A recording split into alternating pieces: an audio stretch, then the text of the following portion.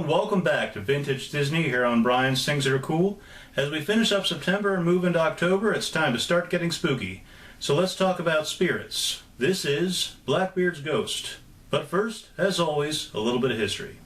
Blackbeard's Ghost started out as a book of the same name by Ben Stahl, released in 1965. The film, released in 1968, was directed by Robert Stevenson, who directed a number of Disney classics, including The Absent-Minded Professor, Bedknobs and Broomsticks, and Mary Poppins. The title character is played by Peter Ustinov, who would go on to voice Prince John in Disney's 1971 animated film, Robin Hood.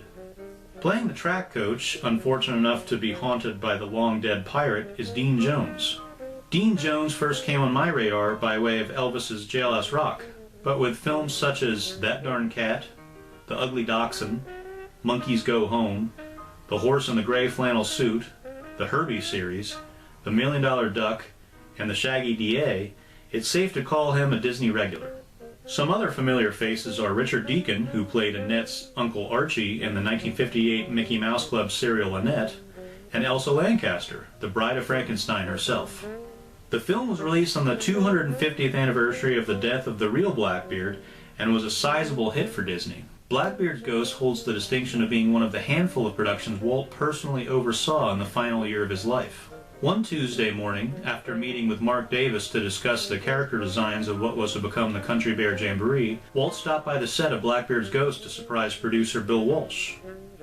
Soon, Peter Ustinov joined the conversation, and Walsh remarked that he thought Walt was still in the hospital, to which Walt told him doctors had removed a rib to get at the problem.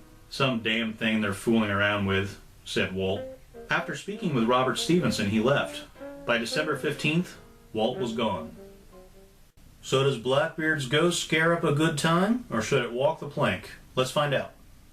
When Walt Disney died, Blackbeard's Ghost was still in production, and there was a fear that the studio wouldn't last long without him.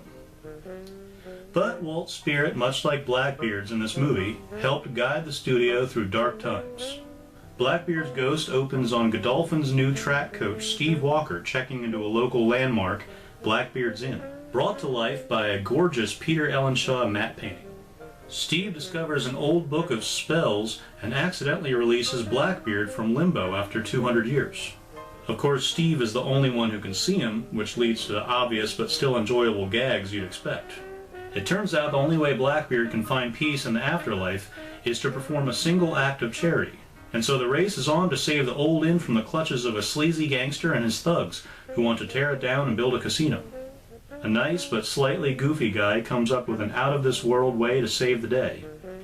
Yep, they essentially took the Absent-Minded Professor and ditched Flubber for a dead pirate, even keeping the scene where our heroes cheated a sporting event. But it's just different enough. The dated effects have their charm, and Dean Jones and Peter Ustinov work well off of each other. In all, Blackbeard's Ghost suffers a little from its borrowing of plot points from other 60s-era Disney films, namely Absent-Minded Professor, but still offers an enjoyable, wholesome film about a lovable pirate whose real-life counterpart burned people alive. Heh. There are some questionable morals about cheating for the greater good, and some subplots that don't go anywhere, but Blackbeard's Ghost is an enjoyable ride that'll keep you entertained. Avast me hearties, yo-ho! Thank you for watching. I hope you enjoyed my look at Blackbeard's Ghost. If you want to be kept up to date as to when I release a new video, go ahead, hit that subscribe button, and if you really want to be notified, hit that bell as well, and join me next month for Vintage Disney Halloween.